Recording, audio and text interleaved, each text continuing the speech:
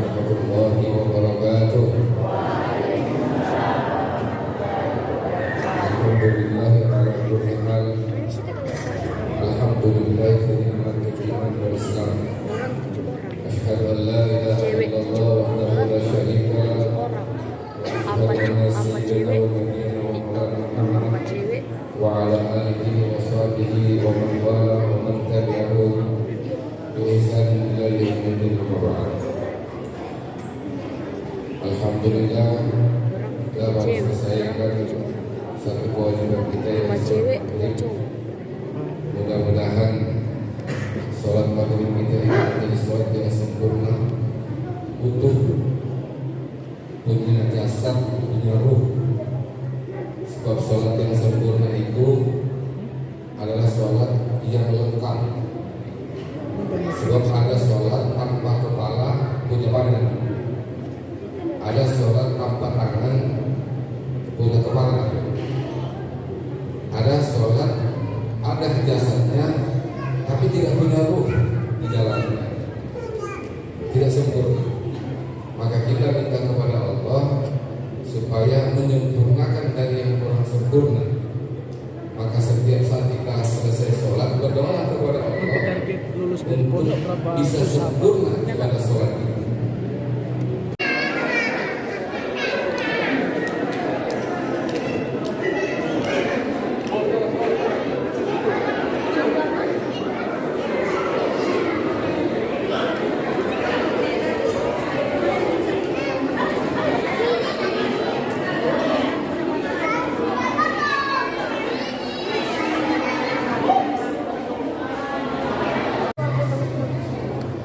Ustaz Salim Alvin yang jauh-jauh dari Yogyakarta datang bersilaturahmi dengan kita jamaah Masjid Pangeran Diponegoro.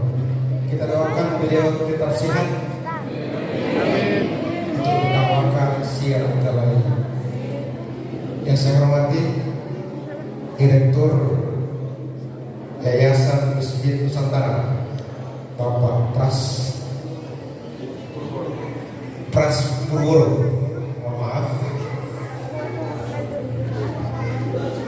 Awas nih udah pas untung mau cerita. Badan Takmir Masjid Pangeran Diponegoro, Keimaman Masjid Pangeran Diponegoro, ada juga di sini anggota dewan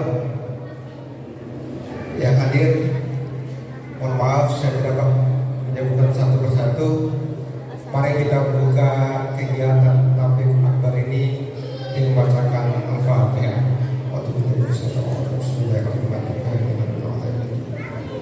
Rahmanirrahim maliki yaumiddin. Iyyaka na'budu wa iyyaka nasta'in. Shiratal mustaqim. Shiratal ladzina an'amta 'alaihim ghairil maghdubi 'alaihim waladdallin. Selanjutnya kita ikuti sambutan dari tuan rumah yang akan dibawakan oleh Ketua Badan Takmir Masjid. Oke, Majelis Ulama Indonesia Kabupaten Minahasa Utara.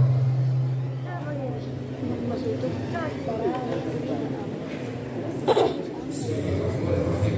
Assalamualaikum warahmatullahi wabarakatuh. Waalaikumsalam warahmatullahi wabarakatuh. Alhamdulillahi ala kulli hal.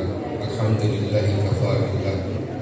Asyhadu an la ilaha illallah wahdahu la syarika lah. Wa asyhadu anna sayyidina wa nabiyyina wa maulana Muhammad wa ala alihi wa sahbihi wa man wala wa man tabi'ahum bi ihsan ila yaumil qiyamah.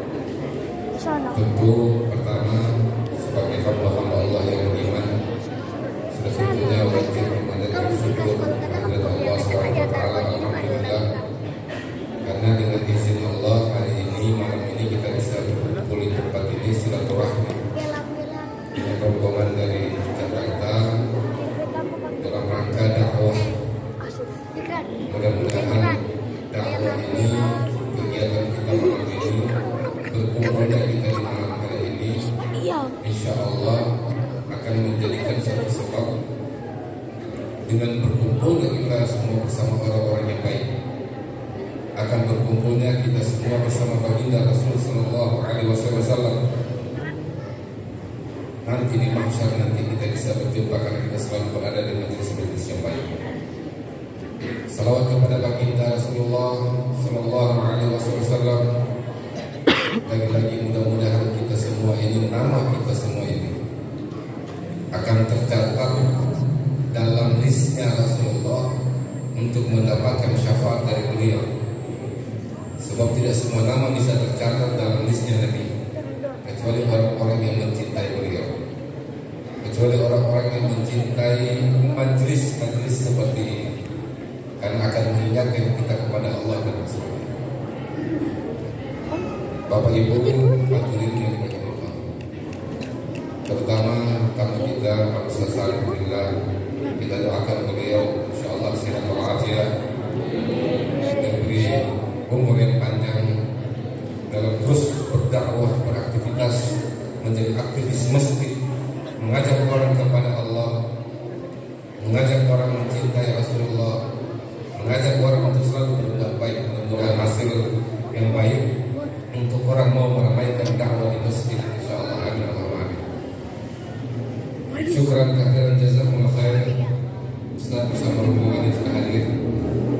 Tadi saya berdoa lagi alasan anggota yang berdoa Pak Haji Asmar, beliau juga ini aktivis masjid Pak.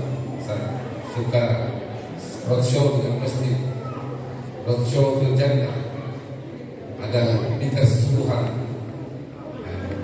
Tetap luar biasa penggiat kebaikan. InsyaAllah beliau juga dijaga oleh Allah, InsyaAllah hajat beliau dikabulkan oleh Allah. Apapun yang diinginkan InsyaAllah Allah berikan kemudahan. Mudah-mudahan beliau dan keluarga selalu diberi sehat walafiat, rezeki yang lebih banyak lagi InsyaAllah untuk dakwah Allah. Jadi sekali lagi terima kasih kepada rombongan dari Jakarta, dari Manado, jamaah yang sudah hadir, terima kasih. Saya yang disampaikan ini pada takdir, saya mengatasnamakan kita semua atas nama jamaah. Terima kasih sekali lagi. Mudah-mudahan teman ini bisa bermanfaat dan kita mari mengambil hikmah, kita ambil ibrah, kita ambil pelajaran dari setiap apa yang disampaikan nanti oleh Ustaz Salim untuk kebaikan kita semua. Saya kira cukup saja, tidak panjang-panjang. Mudah-mudahan Allah memberkahi kepada kita semua yang ada di tempat ini. Doa kita insyaallah kembali dari tempat ini insyaallah selamat, tidaklah kita keluar dari tempat ini. Mudah-mudahan Allah berikan kemuliaan dan ampun karena segala dosa-dosa kita insyaallah. Amin Allahumma amin. Assalamualaikum warahmatullahi wabarakatuh. Ya, silakan. Jamaah sekalian, selanjutnya kita akan langsung ikuti tausiah tabligh. Kita akan berdiskusi bersama Ustaz Salim Al-Fila. Kami bersilakan.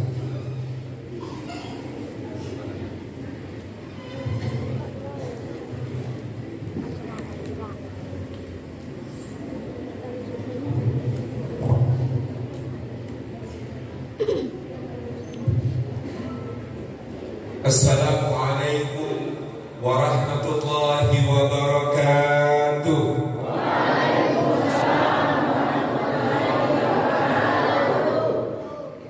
Alhamdulillahi haqqa hamdi, alhamdulillahi hamdan katsiran tayyiban mubarakan fihi, nahmaduhu wa nasta'inuhu wa nastaghfiruhu wa nastahdihi wa natubu ilaihi wa la na'budu illa iyyahu wa natawakkalu alaihi.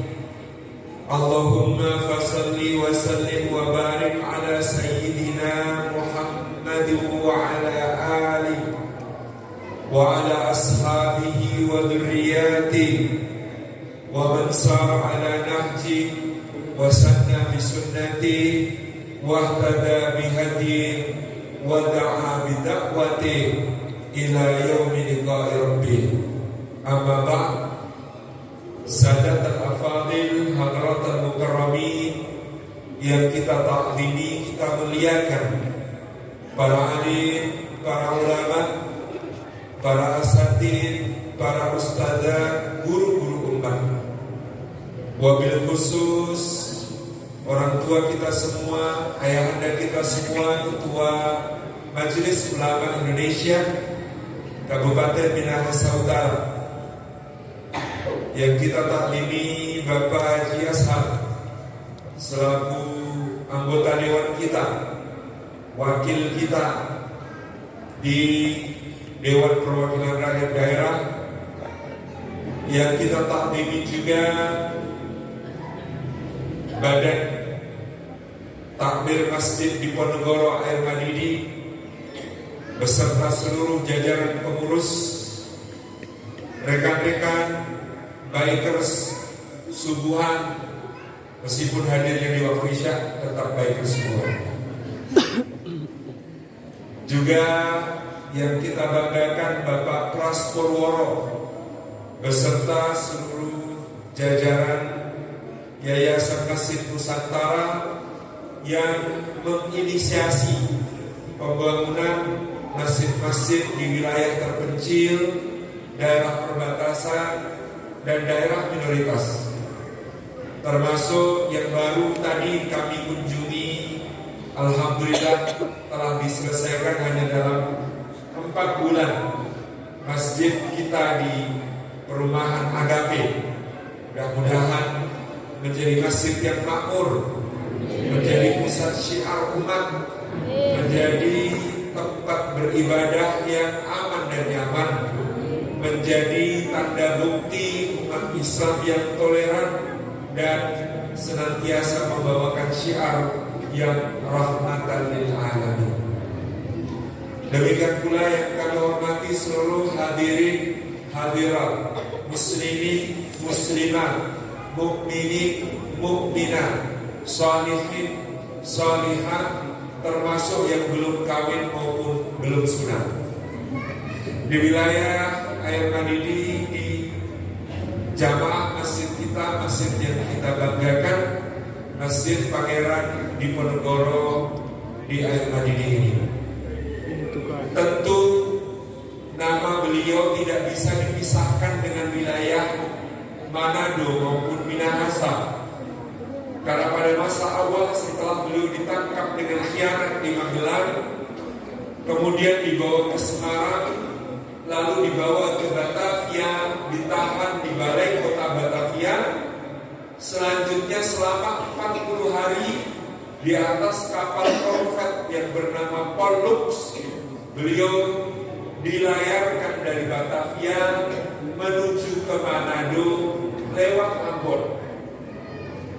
Dan tiba di Manado pada menjelang akhir tahun 1830 sampai nanti awal tahun 1834. Selama kurang lebih 3,5 tahun, Pangeran Diponegoro menghabiskan waktu pembuangannya di wilayah Manado dan Minahasa, menyusul penasehat utama beliau dan juga panglima perang tangan kanan beliau, Kiai Mojo, yang lebih dahulu dibuang ke wilayah Tondano. Dan di Manado inilah Pangeran Diponegoro menyelesaikan karya besarnya Babad Diponegoro yang telah dinobatkan oleh UNESCO sebagai warisan Memories of the World, memori dunia, warisan budaya tak benda dunia, yang disebut-sebut sebagai autobiografi pertama di dunia. Karena beliau menulis kisah perjuangannya dalam perang Diponegoro yang berkobar di Jawa antara tahun 1825 sampai 1830. Perang yang oleh Belanda disebut sebagai perang yang paling menguras sumber daya baik finansial maupun militer penjajah. Jumlah tentara Belanda yang tewas selama menghadapi Pangeran Diponegoro di Jawa 5 tahun itu 15.000 serdadu tewas. Untuk menghadapi Diponegoro, Belanda mengeluarkan anggaran kurang lebih 20 juta gulden, yang kalau dibandingkan waktu itu pendapatan kerajaan Belanda dari seluruh wilayah jajahannya di semua penjuru dunia. Maka itu berarti termasuk Pulau Formosa, Taiwan, Nusantara kita, Sri Lanka, Afrika Selatan, Suriname, dan berbagai negeri di Amerika Latin. Itu setahun hanya 2 juta gulden pendapatan Belanda dari seluruh wilayah jajahan. Maka kita bisa membayangkan untuk menghadapi Pangeran Diponegoro selama 5 tahun, Belanda menghabiskan pendapatan dari seluruh wilayah jajahan selama 10 tahun. Dan untuk bisa melemahkan dan kemudian mengunci Pangeran Diponegoro ke wilayah sempit, sepanjang tahun 1826 sampai 1829, Belanda perlu membangun 280 benteng yang mereka gunakan untuk memblokade dan memutus jalur komunikasi dan koordinasi maupun jalur logistik dan pergerakan pasukan Pangeran Diponegoro di Jawa Tengah dan Jawa Timur. Yang waktu itu 280 benteng yang dibangun Belanda untuk mengalahkan Diponegoro membentang dari wilayah Banyumas di Jawa Tengah sampai ke wilayah Malang di Jawa Timur. Inilah yang menjadikan Pangeran Diponegoro ini menjadi salah satu pahlawan nasional kita yang penting, dan Manado serta Minahasa menjadi bagian sejarah hidup yang tak terpisahkan dari kepahlawanannya. Bapak Diponegoro ditulis di dalam aksara Arab, disebut Arab Pegon, tulisannya Arab tapi berbahasa Jawa. Dan ini kalau yang nulis warga pribumi mungkin akan banyak dituduh diliputi berbagai mitos. Tetapi karena yang menulis adalah Residen Pieterman adalah residen Belanda yang memerintah di Manado pada saat Diponegoro ditahan di Benteng Fort Amsterdam di Manado. Dia menulis bahwa ketika Pangeran Diponegoro datang, beliau di hari awal lalu diantar berbelanja ke pasar.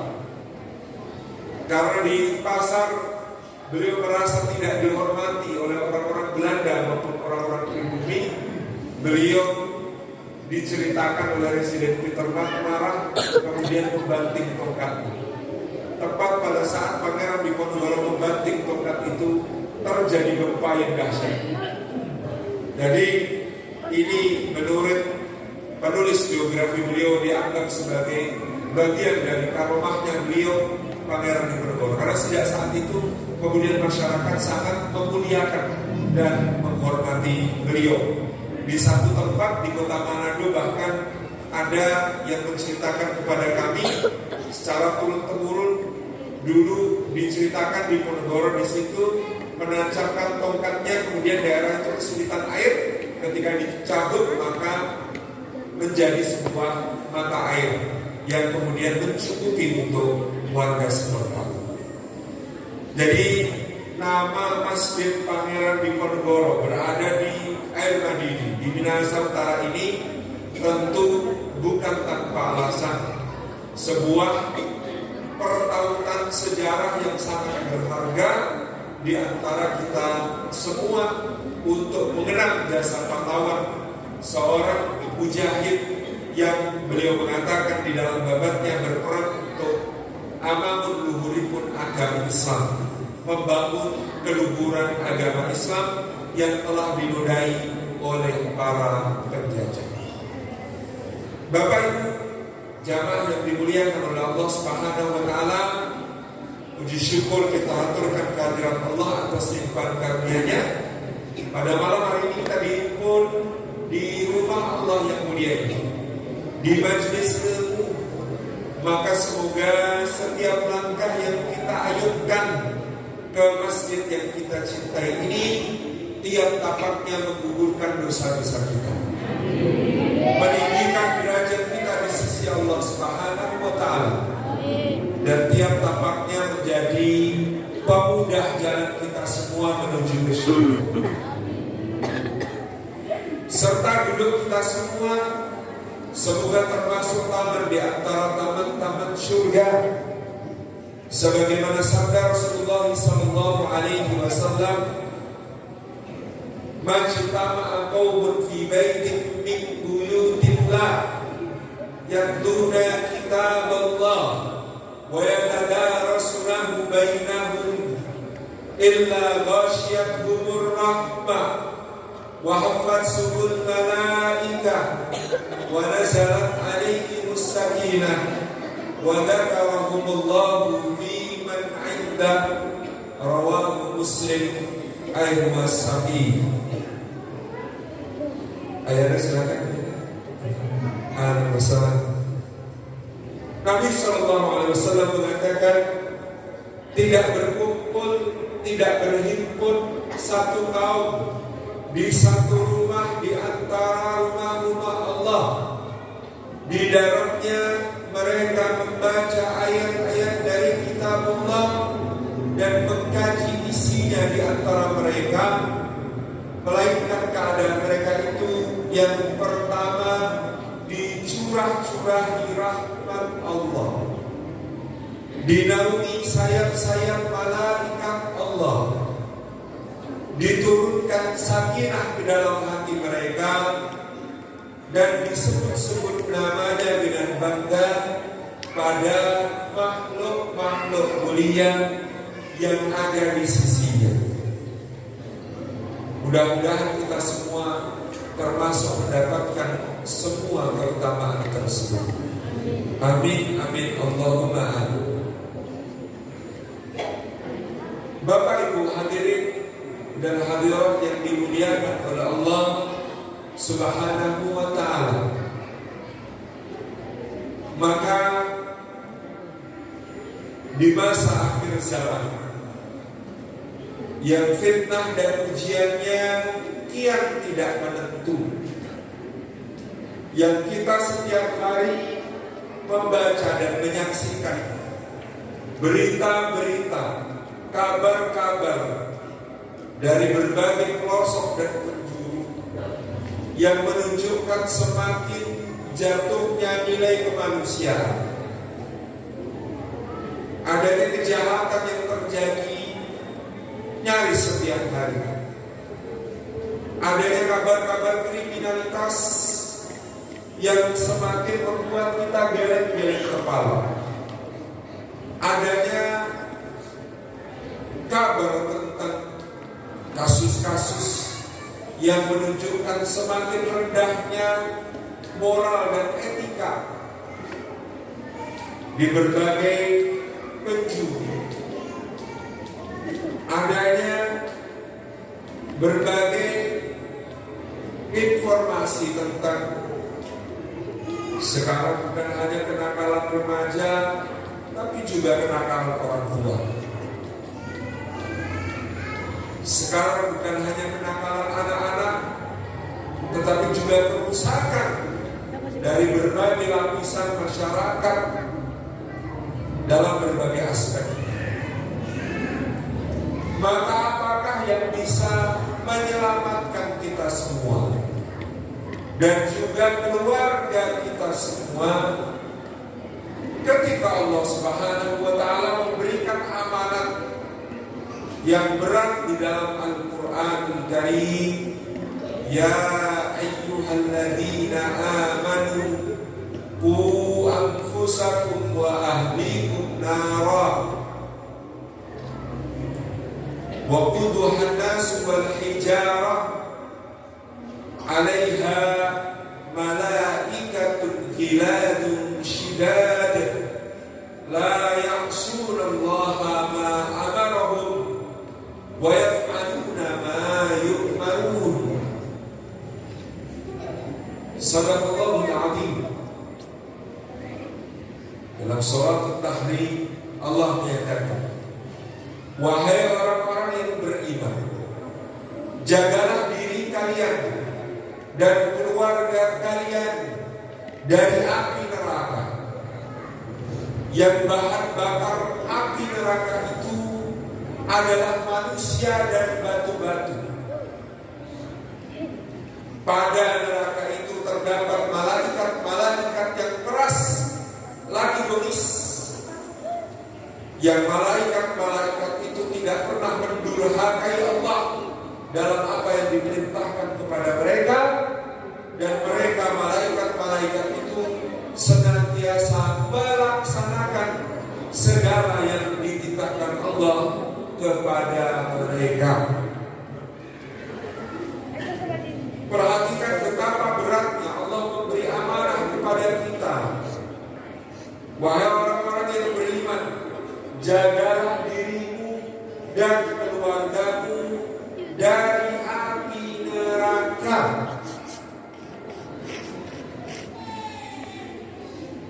Sebelum kita melangkah lebih jauh, perlu kita renungkan. Kenapa Allah tidak mengatakan, wahai orang-orang yang beriman, masukkanlah dirimu dan keluargamu ke dalam surga. Adkhilu anfusakum wa ahlikum jannata. Masukkanlah dirimu dan keluargamu ke dalam surga. Pertanyaannya, Bapak Ibu dirahmati Allah, lebih berat mana bagi kita menjaga diri dan keluarga dari api neraka, ataukah memasukkan diri kita dan keluarga kita ke dalam surga? Mana yang lebih berat, masuk surga atau terhindar dari api neraka? Mana yang lebih berat? Mana yang lebih susah? Mana yang lebih sulit? Mana yang lebih sukar? Masuk surga atau terhindar dari api neraka? Terhindar dari api neraka. Kenapa? Seperti kita ketahui, kalau urusannya masuk surga, maka masuk surga itu minimal ada 3 skenario. Skenario pertama, masuk surga tanpa hisab. Ya Allah, dan kami semua termasuk yang demikian. Apa itu masuk surga tanpa hisab?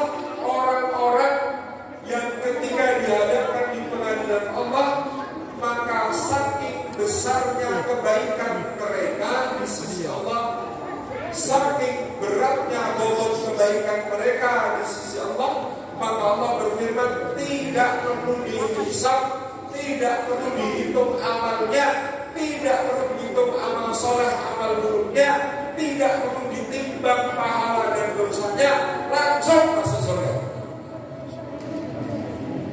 Karena besarnya kebaikan mereka di sisi Allah, sudah tidak perlu diaudit, sudah tidak perlu diperiksa, sudah tidak perlu dihitung dan dipertimbangkan amal-amalnya, langsung masuk surga. Mudah-mudahan kita semua termasuk yang demikian. Skenario kedua orang masuk surga, begitu dihadapkan pada hari perhitungan, maka dihitung amal baiknya, dihitung pula amal buruknya, ditimbang pahala-pahalanya, ditimbang pula dosa-dosanya.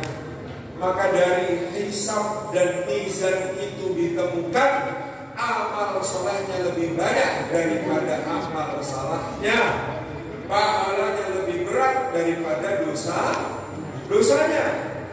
Maka orang yang demikian ini juga langsung dipersilahkan masuk surga, tapi setelah melewati perhitungan yang sangat rinci, yang mana mulut dikunci, yang mana kaki dan tangan bicara serta menjadi saksi, maka dia masuk surga. Paling tidak ya Allah, mudah-mudahan kami semua termasuk yang demikian. Amin. Skenario ketiga masuk surga adalah dihisab dulu, amalnya dihitung, ternyata amal buruknya lebih banyak daripada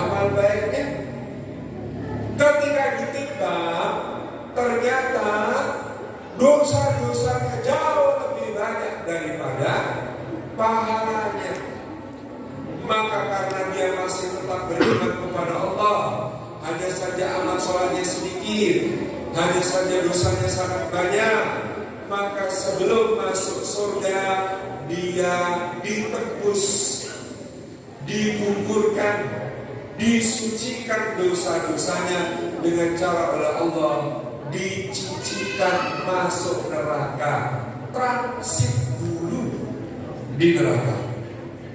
Setelah cukup transitnya, disucikan dari dosa-dosa, dibersihkan dari kesalahan, maka dia nanti akhirnya masuk surga, diangkat oleh Allah ke dalam surga. Maka yang ketiga ini juga masuk surga, tetapi mampir dulu ke neraka. Mampirnya berapa lama Pak Ustaz?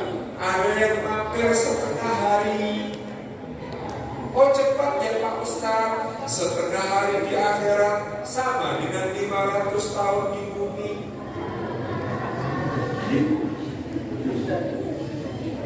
Oh setengah harinya lebih lama ya. Lebih lama. Ada yang transitnya 1 hari. Cuma 1 hari. Kuat Pak Ustaz.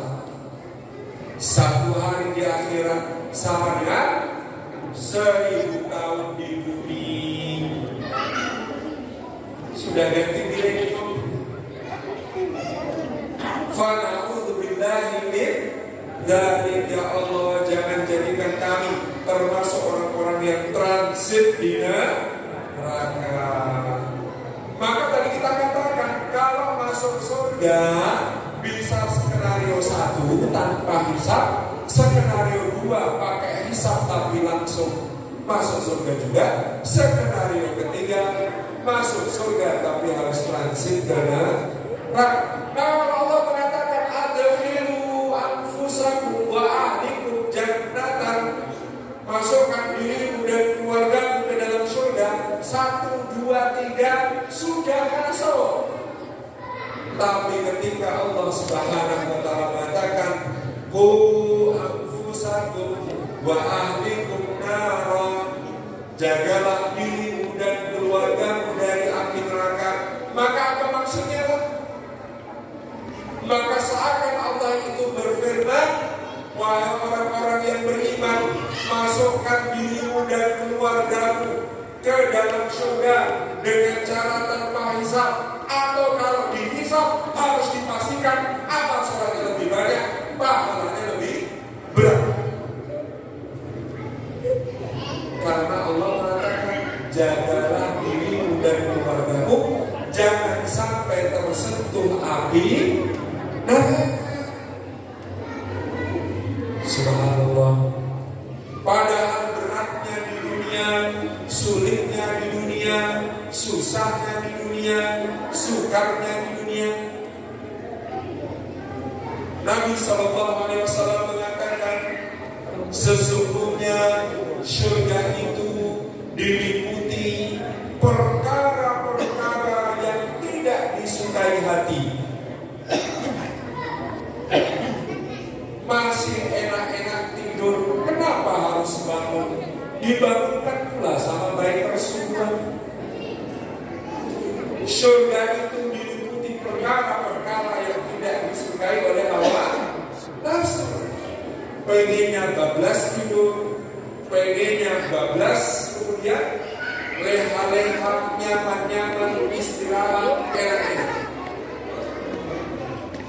Surga itu diliputi perkara-perkara yang berat bagi hawa nafsu. Siang-siang lapar-lapar, teman-teman ngopi, makan siang, kita sholat duhur. Sore-sore semua sudah santai, kita mesti sholat asar. Maghrib sinetron lagi bagus-bagusnya ibu ya. Takut ketinggalan satu cerita, satu episodenya. Tapi kita mesti sholat maghrib. Isya waktunya makan malam yang enak-enak, wisata kuliner, makan bubur tiga tua. ditambah dengan es cukur. Saya tadi pikir es cukur itu bagaimana konsepnya. Ternyata dicukur seperti rambut pakai pisau. Masya Allah. Ternyata harus sholat Isya. Orang lain siang-siang makan berenak-enak, bernikmat-nikmat, makan tuna, dimasak wobu, makan cakalang fufu, makan rica.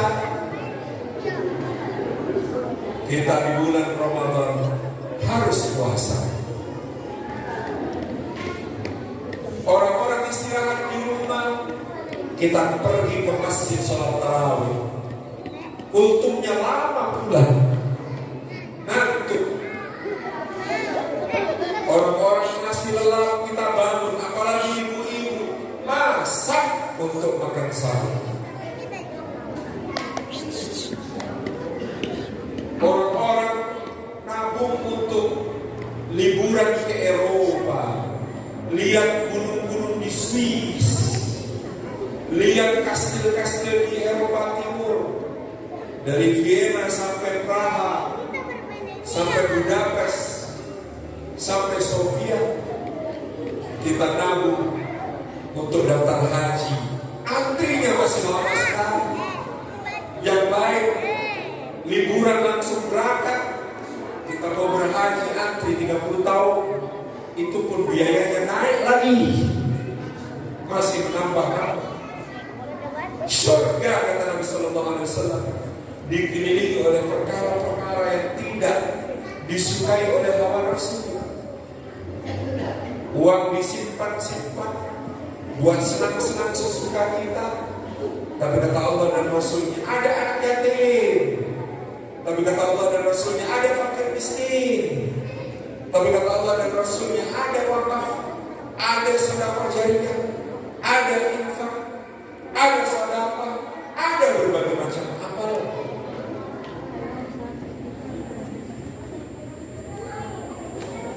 Dan lebih-lebih kata Nabi Sallallahu Alaihi Wasallam, ada neraka dikelilingi, diliputi oleh perkara-perkara yang sangat menarik-narik, merayu-rayu, merajuk-rajuk kepada hawa nafsu.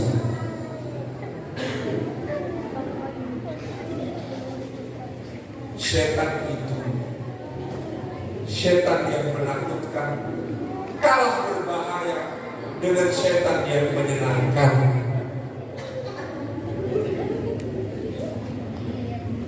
Di Jawa, setan yang menakutkan bisa takut sama manusia. Orang mereka tinggalnya di kuburan, manusianya datang, salah baca doa. Yang dibaca ketika masuk kuburan doanya, Allahumma barik lana fima razaqtana wa qina adzabannar. Setannya bubar, takut dimakan. Setan itu menakutkan, kalah bahaya dengan setan yang menyenangkan. Setan yang menyenangkan itu kadang-kadang merasuki ibu-ibu. Bapak-bapak tahu gak sebelah itu cuma pejabat eselon 3 loh. Masa tahun ini sudah ganti mobil 2 kali? Seingatku suamiku itu eselon 2 kan? Masa dari dulu mobilnya butut terus? Itu kenapa sih Pak uang-uang yang di kantor yang di-amplop-amplop gak diterima? Terima aja, kan teman-teman yang lain terima semua. Bapak-bapak kalau istrinya begitu apa yang harus dilakukan? Pegang kepalanya, dekatkan mulut ke telinganya, kemudian adzan. Allahu Akbar, Allahu Akbar. Biar setannya pergi.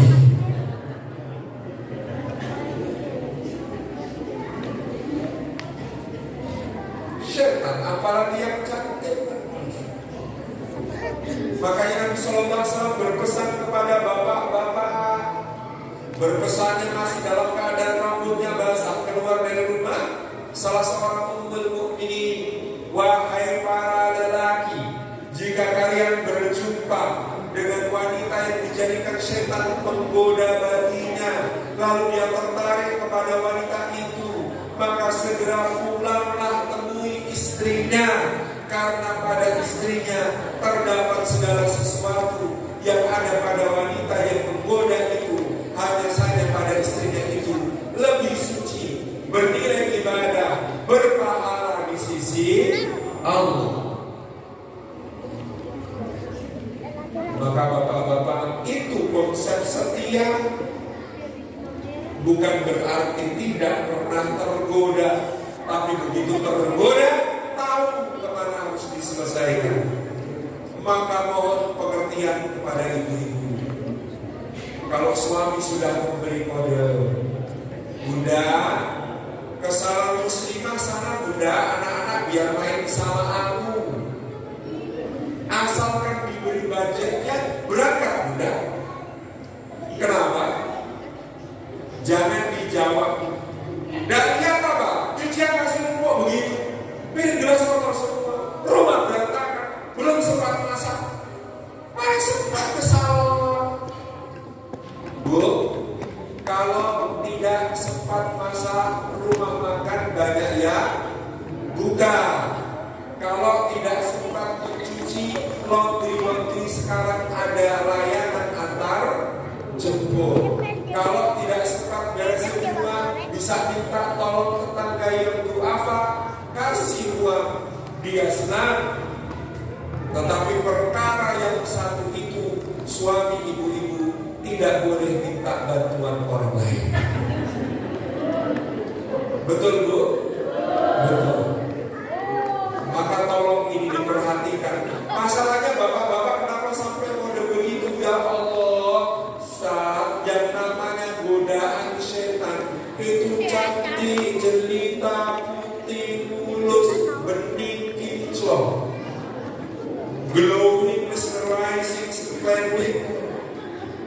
Tapi saya palingkan dari yang haram menuju yang halal. Yang halal pakai daster tambalan 7 tebal. Yang halal nodanya di dasternya lengkap. Ada noda jelantah minyak bekas, ada noda saus, ada noda kecap, bahkan ada noda oli. Masaknya di dapur, belum mandi, rambut masih dirol. Asapnya menyusup ke sela-sela rambut, baunya 7 km tercium. Tapi ini bapak-bapak asalkan rajin membaca doa, Rabbana hablana min azwajina wa dzurriyyatina qurrata a'yun waj'alna lil muttaqina imama. Insyaallah ibu-ibu ini nanti tampak di mata bapak-bapak kayak penampilannya di surga. Bu, di surga ibu-ibu seperti apa Bu?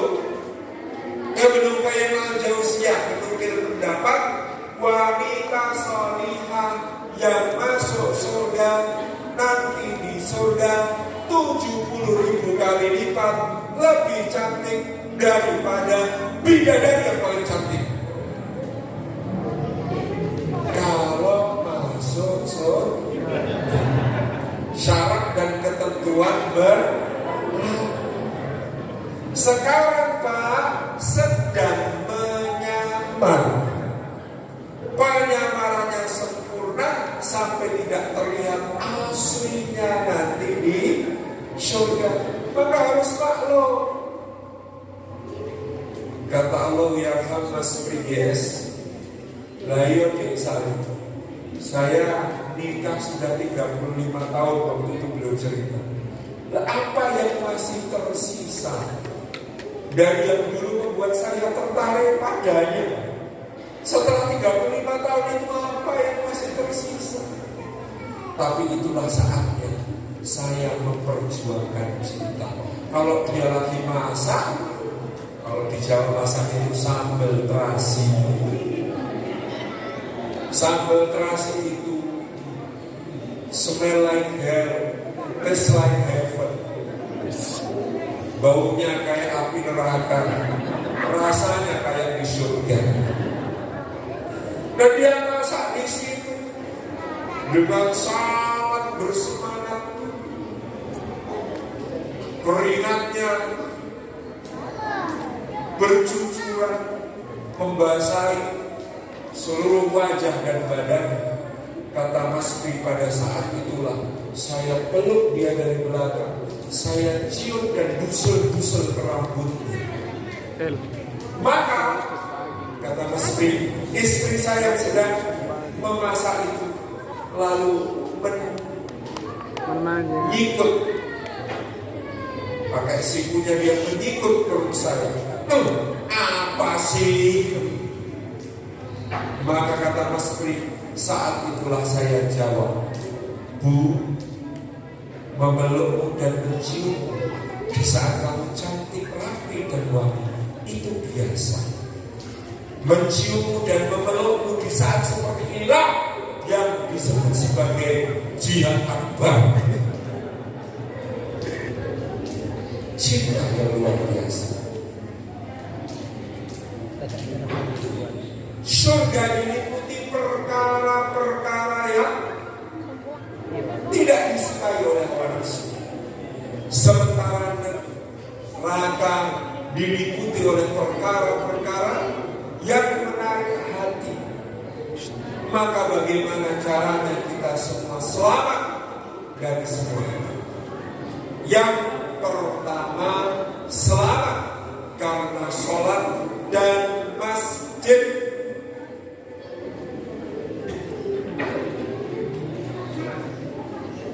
Maka mari bulan Rajab, bulan Isra wal Mi'raj, bulan syiar salat, pertama-tama yang kita benahi dari hidup kita adalah salat. Bu, salatnya bolong gak? Enggak. Rajin ya Bu? Rajin.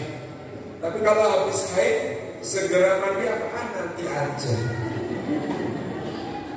Lumayan korting satu waktu sholat lagi. Bapak-bapak, suami soleh apa suami solihah? Kalau sholatnya lebih banyak di rumah itu namanya suami solihah. Tolong ini yang kita perlu syiarkan. Salat itu penjaga karena Allah berjanji inna salata tanha 'anil fahsya'i wal munkar.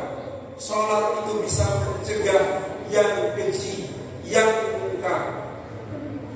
Ibu-ibu tidak perlu berlebihan khawatirnya.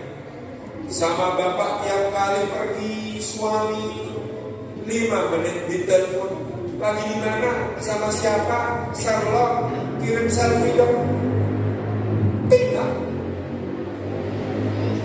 Asalkan ibu-ibu membantu suami menjaga sholat, maka sholat yang akan menjaganya dari semua perbuatan keji dan munkar. Sedemikian pula kita khawatir anak-anak kita pengaruh lingkungan di luar sana. Ada yang mabuk-mabukan, na'udzubillah, ada yang narkoba, na'udzubillah, ada yang seks bebas, na'udzubillah, ada berbagai-bagai yang mengerikan di luar sana. Tetapi bekal terkuat yang Bapak Ibu bisa berikan adalah benahi sholat anak kita, bimbing sholat anak kita, ya, kuatkan motivasi untuk sholat pada anak-anak kita. Maka niscaya Allah yang menjaganya karena sholat.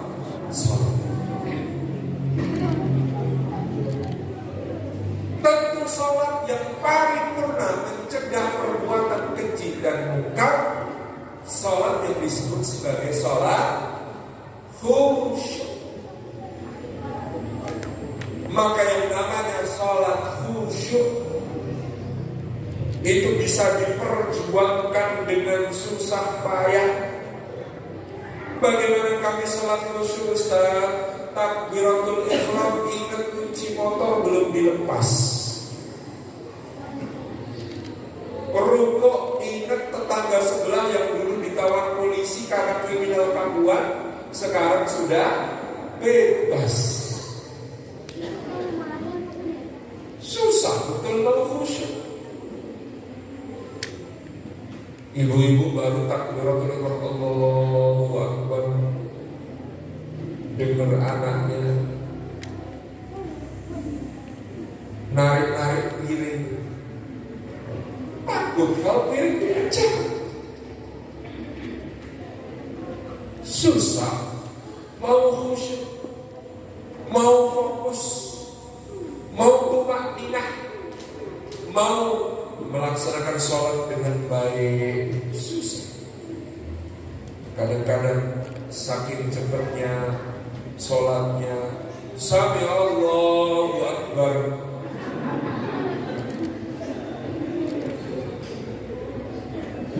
dari rukuk iktidalnya diringkas langsung sujud. Bagaimana supaya kita dapat sholat khusyuk dengan mudah? Tips: pergilah ke masjid. Karena kalau kita sholat berjamaah di masjid, di antara semua jamaah ada satu saja yang khusyuk, maka semua jamaahnya mendapatkan pahala sholat khusyuk. Masya Allah.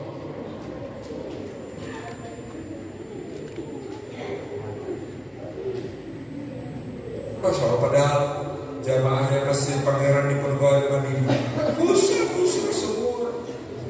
Maka kita bisa ditanggung sama mereka. Ya Allah, saya belum bisa khusyuk ke masjid karena ada yang khusyuk. Jadikan kami semua sholat kami bernilai sholat yang khusyuk. Itu baru soal khusyuknya. Belum bahwa dia bernilai 27 kali lipat derajatnya. Maka membawa sholat kita dari rumah untuk memakmurkan masjid dengan sholat-sholat fardu, inilah penyelamat di akhir zaman. Bapak-bapak, asalkan sholat berjamaah di masjid terjaga insya Allah, maka semangati suami supaya sholat berjamaah di masjid, makmurkan masjid, senang-senanglah di masjid, i'tikaf di masjid meskipun cuma 5 menit, 10 menit. Tidak ada di dalam Al-Quran. Cita-cita yang ditanamkan seorang ibu mulia kepada anak mulia yang ada dalam kandungannya, kecuali cita-cita menjadi pemakmur masjid. Dalam Al-Quran gak ada ceritanya ibu menimbang-nimbang bayi dalam kandungannya, dielus-elus dengan mengatakan, nah presiden ya, nah menteri BUMN ya, nah gubernur ya, nah bupati, wali kota, dokter, insinyur. Gak ada. Satu-satunya yang kita temukan dalam Al-Quran Karim, dari satu keluarga yang dipilih oleh Allah Subhanahu wa Ta'ala, keluarga yang mulia di tengah-tengah Bani Israel di Baitul Maqdis.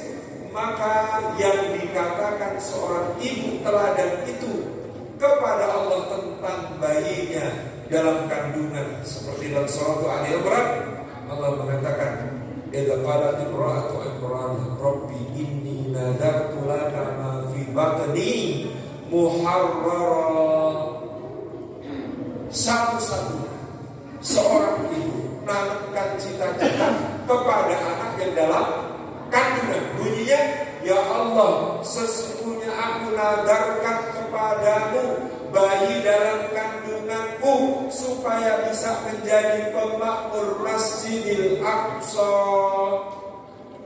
supaya bisa beribadah di Masjidil Aqsa dan melayani siapapun yang beribadah di rumahku di Masjidil Aqsa. Masya Allah. Tidak ada yang lain. Nanamkan cita-cita kepada bayi dalam kandungan itu yang dicontohkan Quran, satu-satunya adalah menanamkan cita-cita menjadi pemakmur masjid. Karena di akhir zaman tadi, cara kita menjaga diri dan keluarga kita adalah dengan sholat dan dengan masjid. Dengan sholat dan dengan masjid. Tidak ada tempat lain untuk sholat kecuali masjid. Pak Pras bersama teman-teman Yayasan Masjid Nusantara membangun masjid untuk Bapak Ibu di berbagai daerah. Memang membangun masjid itu asal ada anggarannya, insya Allah jadi. Yang tidak mudah adalah membangun jamaahnya. Yang tidak mudah adalah memakmurkan masjid. Ini yang harus dipertahankan di Masjid di Ponegoro Air Madinah. Insya Allah besok subuh jamaahnya lebih banyak daripada malam ini. Insya Allah besok zuhur jamaahnya sama dengan malam. Insya Allah nanti asar, maghrib, isya, subuh lagi terus menerus jamaahnya semakin banyak. Allahumma amin. Yang kedua, karena adik-adik mungkin bisa ada yang masih sekolah dan mengantuk. Yang kedua, yang akan menyelamatkan kita adalah Quran. Yang pertama, sholat dan masjid. Yang kedua, Quran.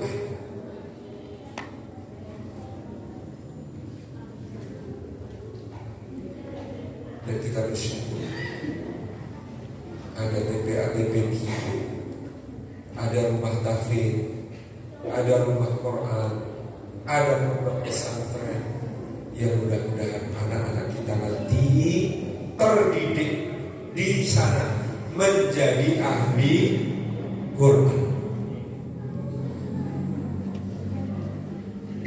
Tahun 1996, Bapak saya memasukkan saya ke pesantren. Dan tahu Bapak Ibu, karena saya pelajar zaman itu, anak SD lulus itu pakai nembak, nilai M tanas murni, nilai 5 pelajaran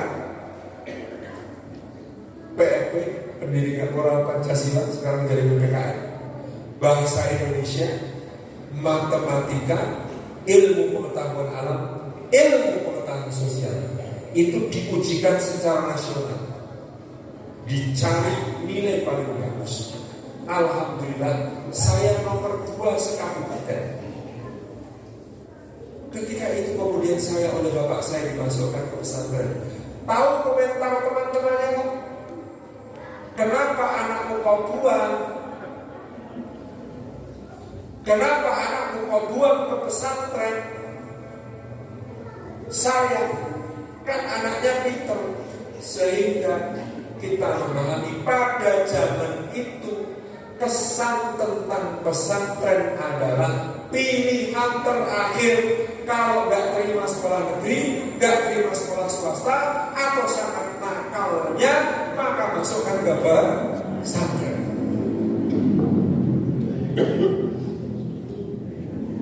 Dulu kesan begitu terjadi.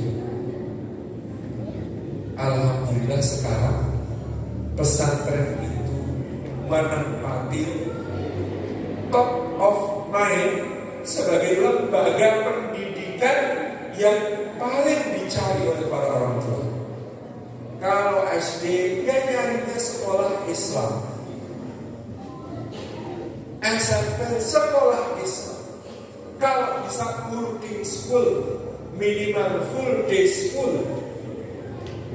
Kalau bisa masuk pesantren tahfidzul Quran yang hanya menerima satu angkatan 100 santri, 200 santri, kebanjiran pendaftar sampai 2.500.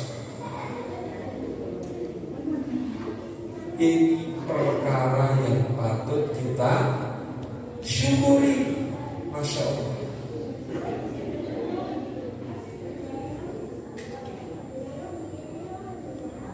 Apalagi ibu-ibu.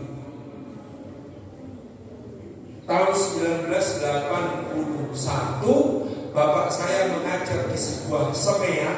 Zaman dulu namanya Sekolah Menengah Ekonomi Atas. Sekarang jadi SMK jurusan ekonomi. Pada masa itu bapak saya mengajar di sebuah semea, muridnya 800 orang, 800 itu mayoritas lebih dari 3/4 yang perempuan, dari berarti 600 ya. Dari 800 itu hanya 1 orang yang berjilbab. Murid berjilbab itu namanya Dwi Nurani, lalu menjadi ibu saya di sekolah yang bapak saya mengajar di situ. Satu-satunya murid pakai jilbab. Sekarang ibu-ibu 1 orang jilbabnya ada 17 koleksi. Ini subuh, ini duhur, ini asar. Jadi setiap waktu sholat beda jilbabnya. Istimewa sekali. Masya Allah. Artinya bagaimanapun dalam kehidupan beragama kita ada yang sangat patut kita syukur, termasuk tentang Quran. Sekarang ibu-ibu kalau anak perempuannya dilamar orang bukan cuma tanya, memangnya kerja di mana, berapa gajinya.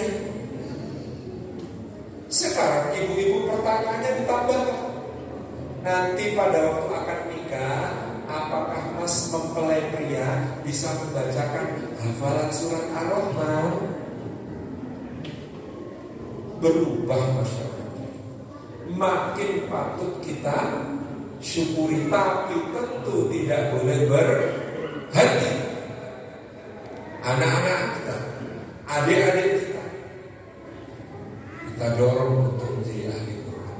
Banyak orang tua ingin anaknya seperti Imam Syafi'i. Imam Syafi'i umur 7 tahun hafal Quran, tapi tidak banyak orang tua yang mau menjadi seperti orang tuanya Imam Syafi'i. Pengen anaknya kayak Imam Syafi'i, orang tuanya tidak mau jadi seperti orang tuanya Imam Syafi'i. Memang agak kurang nyambung sedikit, tapi sudah lumayan, sudah punya keinginan. Artinya, mari kita tanamkan Quran juga di rumah kita.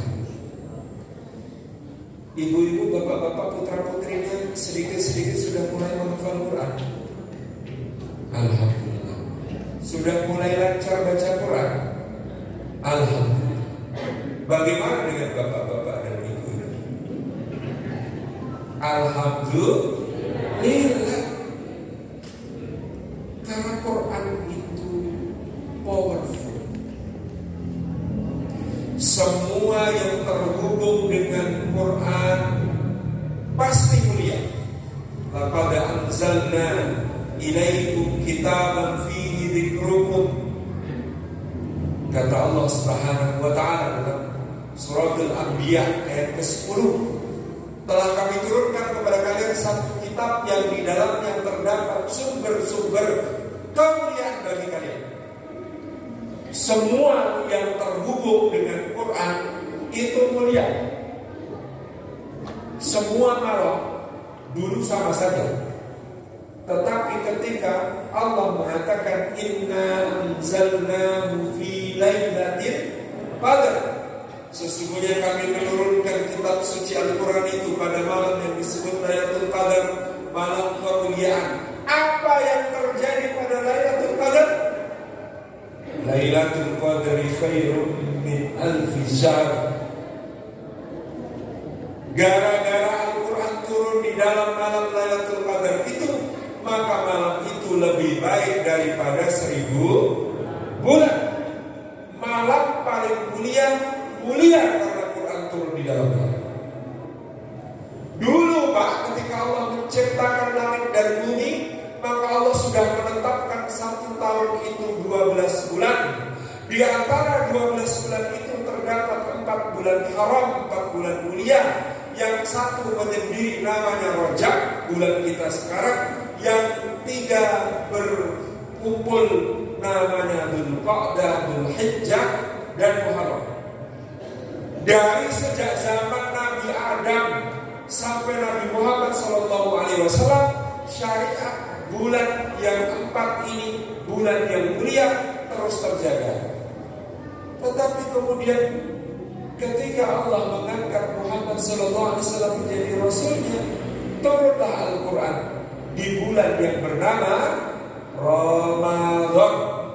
Syahrul Ramadan alladzi unzila fihi Quran. Bulan Ramadan itu bulan yang di dalamnya diturunkan Al-Quran. Maka pangkatnya bulan Ramadan yang semula bulan biasa-biasa saja naik mengungguli 4 bulan haram yang telah ditetapkan sebelumnya. Sehingga semua yang dilakukan di bulan Ramadan dilipat gandakan berulang kali dibandingkan bulan-bulan yang lain, mengungguli bulan-bulan haram menjadi sayyidul syuhur. Ramadan itu mulia karena Al-Quran turun pada. Malaikat ada banyak, semua punya keutamaan. Tetapi Allah menetapkan sayyidul malaikat Ar-Ruhul Amin. Ar-Ruh itu hanya satu, namanya Jibril alaihi salam. Kenapa? Kata Imam Asyuti, Jibril menjadi sayyidul malaikat, malaikat paling mulia, karena dia yang membawa wahyu Al-Quran. Kalau yang membawa wahyu Quran bukan dia sayyidul malaikat. Itulah Jibril yang membawa wahyu Quran, maka dia menjadi malaikat paling mulia. Allah Subhanahu wa taala, kata Nabi sallallahu alaihi wasallam di dalam hadis riwayat Imam Ahmad, At-Tirmidzi, Abu Dawud, An-Nasa'i, mengutus 124.000 nabi sepanjang sejarah. Sebelum Nabi sallallahu alaihi wasallam ada 124.000 nabi. Dari 124.000 nabi itu, kata Nabi sallallahu alaihi wasallam, maka Allah memilih 315 untuk menjadi Rasulnya. Dari nama-nama yang ada itu hanya dipilih 25 nama untuk disebut dan diceritakan di dalam Al-Quran. Dari 25 nama itu hanya ada 5 yang disebut sebagai Rasul Ulul Azmi: Nuh, Ibrahim, Musa, Isa, Muhammad sallallahu alaihi wasallam. Dari semua itu, maka yang disebut sebagai Sayyidul Anbiya'i wal Mursalin hanyalah Rasulullah Muhammad sallallahu alaihi wasallam, yang kepadanya diberikan risalah terakhir Al-Quranul Karim, dan bahkan hak memberikan syafaatul ummah pada hari kiamat. Kenapa Muhammad sallallahu alaihi wasallam menjadi Rasul yang paling mulia? Karena dia menerima wahyu Al-Quran. Nabi-nabi yang lain tidak. Maka Nabi SAW menjadi yang paling mulia. Nanti pada hari kiamat disebutkan manusia akan dalam kekacau balauan yang luar biasa. Mereka menghadap kepada Adam alaihissalam, wahai Adam, wahai bapak kami,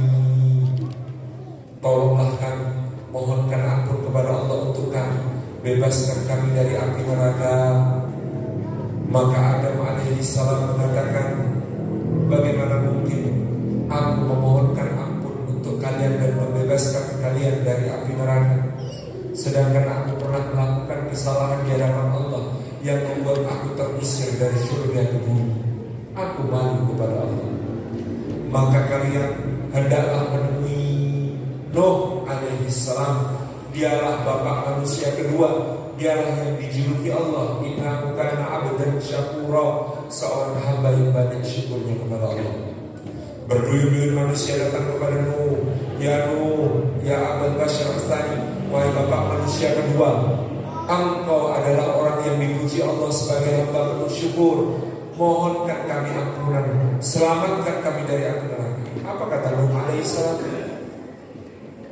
Bagaimana mungkin aku memintakan ampunan untuk kalian? Aku memintakan untuk anakku saja, aku ditegur sama Allah, aku dimarahi sama Allah. Maka bagaimana mungkin aku memintakan ampun untuk kalian? Tetapi pergilah kepada Ibrahim alaihissalam. Ibrahim adalah Khalilur Rahman, kekasihnya Allah yang Maha Pengasih. Orang-orang datang kepada Ibrahim menyampaikan yang sama, dan Ibrahim menjawab, bagaimana mungkin aku akan memohonkan ampun untuk kalian? Aku malu kepada Allah. Aku pernah berbohong dan aku pernah mintakan ampunan kepada Allah untuk bapak yang merawatku. Maka Allah hanya diam, tidak menjawab permintaanku. Bagaimana aku mintakan untuk kalian? Pergilah kepada Musa alaihissalam. Dia adalah kalimullah, orang yang pernah berbicara langsung dengan Allah. Berduyun-duyun orang kepada Musa. Musa mengatakan, tidakkah kalian ingat aku pernah berdosa kepada Allah, bunuh orang, sampai sekarang pun aku takut dosaku yang itu tidak diampuni Allah. Bagaimana mungkin aku mintakan ampunan untuk kalian kepada Allah? Maka pergilah kepada Isa alaihissalam. Isa adalah Al-Maksum Al-Masih. Dia dijaga Allah dari semua dosa, lahir dari perawan yang suci, dimuliakan oleh Allah Subhanahu wa Ta'ala dengan ditiupkan ruh kepadanya. Datanglah kepada Isa. Maka Isa tidak bicara apa-apa. Dalam hadis itu dikatakan Isa langsung menunjuk kepada Rasulullah Muhammad sallallahu alaihi wasallam, dan Rasulullah Muhammad pun bersujud di hadapan Allah. Sepanjang Rasulullah sujud, itulah Allah selamatkan dari api neraka. Tak terhitung banyaknya manusia, dan Rasulullah terus sujud, dan Allah terus menyelamatkan manusia dengan izinnya, sampai akhirnya Rasulullah mengangkat kepala dari sujudnya. Maka Allah berfirman, berarti telah cukup. Inilah tafsir dari ayat wala sawfa yu'tika rabbuka fatarda. Maka Allah pasti akan memberikan apa yang dijanjikannya kepada Muhammad sallallahu alaihi wasallam sampai engkau merasa ridho. Tanda ridhonya Rasulullah cukup angkat kepala, maka selesai syafaatul maut di sisi Allah Subhanahu wa Ta'ala. Inilah Nabi paling mulia itu karena Al-Quran. Dahulu tempat paling mulia di bumi itu, yang kesana Allah menempatkan tidak pernah putus mata rantai kenabian dan kerasulan, itu namanya Baitul Maqdis. Di situ sini berganti para nabi, para rasul membawakan risalah. Tapi begitu Al-Quran turun, maka tempat di mana turunnya Al-Quran bangkit kembali, yang satu menjadi tempat tersuci, yang satu lagi menjadi tempat tersuci kedua, namanya Makkah dan Madinatul Munawwarah. Sehingga ayat Al-Quran dinisbatkan kepada keduanya, ayat-ayat Makkiyah dan ayat-ayat Madaniyah. Dua tempat ini menjadi tempat termulia di muka bumi. Tidak ada satupun yang terhubung dengan Quran kecuali pasti mulia. Maka ibu-ibu, bapak-bapak, selamatnya generasi kita, anak-anak kita di masa yang akan datang dengan Quran. Kalau ibu-ibu cuma mengandalkan aku sekolahkan kau tinggi-tinggi, Aku jadikan kau sarjana. Sarjana mana yang sekarang selamat, Pak? Sekarang ada yang namanya artificial intelligence, kecerdasan buatan. Itu yang namanya desainer, arsitek, dokter, manajer, ilustrator, konten kreator, videografer, semua sudah mulai bisa digantikan oleh kecerdasan buatan. Kemarin kita melihat pekerjaan hilang diambil alih mesin. Itu pekerjaan kasar, pekerjaan yang menuntut kerja panjang. Contoh, dulu zaman saya muda ada iklan solusinya mana, Mbak Elmatiana. Apa pekerjaan orang yang tanya solusinya mana ini? Penjaga pintu tol, Pak. Sekarang pintu tol di mana yang ada penjaganya? Menghilang pekerjaan-pekerjaan karena mesin, alat-alat di pabrik juga semakin otomatis. Semua pekerjaan bisa diambil alih oleh kecerdasan buatan. Bagaimana anak kita akan bertahan? Kalau kita ajarkan Quran, ajarkan anak kalian Quran, kata Syekh Mutawalli Asy'ari, maka Quran akan mengajarkan apapun yang nanti dia butuhkan untuk kehidupan di zaman yang berbeda dengan zaman kita hari ini. Bapak Ibu hadirin hadirat yang dimuliakan oleh Allah Subhanahu wa taala, maka tadi sudah kita sebut satu kuncinya salat dan masjid. Yang kedua kuncinya Quran. Bapak Ibu juga mulai, Pak Ustaz, saya sudah tua, suruh ngapain sih? Bapak Ibu mau ngapalin Quran? Sudah ketua Ustaz. Dulu waktu muda harusnya ya, siapa bilang? Umur berapa Nabi Muhammad SAW mulai menghafal Quran, Pak? 40. Ini yang 40 ya. Saat mulai. Umur berapa Abu Bakar As-Siddiq mulai menghafal Quran? 37. Umur berapa Utsman bin Affan mulai menghafal Quran? 35. Umur berapa Abu Quhafah mulai menghafal Quran? 70. Jadi tidak ada kata tua. Wah Ustaz, tapi kalau sudah tua itu lama pasti menghafal Quran. Gak apa-apa, gak harus selesai. Bahkan yang terpenting dimulai dengan istiqomah. Misalnya Bapak Ibu targetnya sehari seayat, gak usah dihafalkan, cukup dibaca, diulang 300 kali.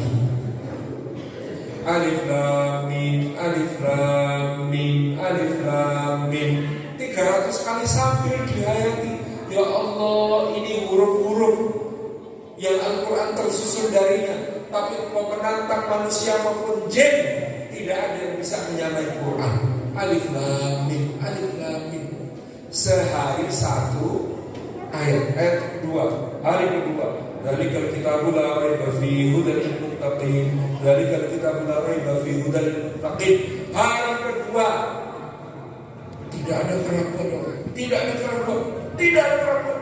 Tunjuk untuk saya, sambil diyakini, sambil diyakini. Insyaallah semua ringan sehari satu ayat. Satu-satunya hari yang berat hari ke-282. Karena satu ayat satu halaman. Surat Al-Baqarah ayat 280 itu satu halaman. Tidak apa-apa, nanti dibagi-bagi, dipecah. Bisa diakali. Ustaz, kalau sehari satu ayat, terus berapa lama itu bisa selesai hafal Quran? 17 tahun setengah. Lama ya Ustaz? Itu lebih cepat daripada Rasulullah. Rasulullah itu 22 tahun menghafal Al-Quran. Bapak-bapak 17 tahun. Berarti lama mana? Lama Rasulullah SAW. Tenang, insya Allah sudah bisa ya, menjadikan Quran ada dalam hati kita. Terakhir, kalau kita tidak bisa tidak mampu beramal dengan jiwa kita. Tahajud susah, puasa berat, yang lain-lain macam-macam. Aneh, duha gak sempat. Maka harta kita juga bisa mewakili kita dalam amal-amal saleh yang mudah-mudahan menjadi penjaga bagi keluarga kita. Berapa banyaknya orang tua gak ngerti ilmu parenting, gak ngerti ilmu mendidik anak, anak-anaknya soleh solehah. Apa rahasianya? Ternyata karena suka menyantuni dan mengelus kepala anak di hati. Berapa banyak orang tua yang kemudian gak bisa ngajarin anaknya sholat, bacaan sholat saja tidak hafal, tapi anaknya yang jadi ahli masjid. Ternyata karena nyumbang rutin ke masjid, pintu-pintu keberkahan dibukakan Allah dan segala macam. Saya kira itu yang dapat kami sampaikan sebagai mudah-mudahan jalan untuk menyelamatkan diri kita dan keluarga kita dari api neraka, menyelamatkan keluarga kita dan diri kita di akhir zaman yang penuh fitnah. Insya Allah dengan salat, dengan masjid, dengan Al-Quran, dengan salat. Jazakallahu khairan. Wassalamualaikum warahmatullahi wabarakatuh.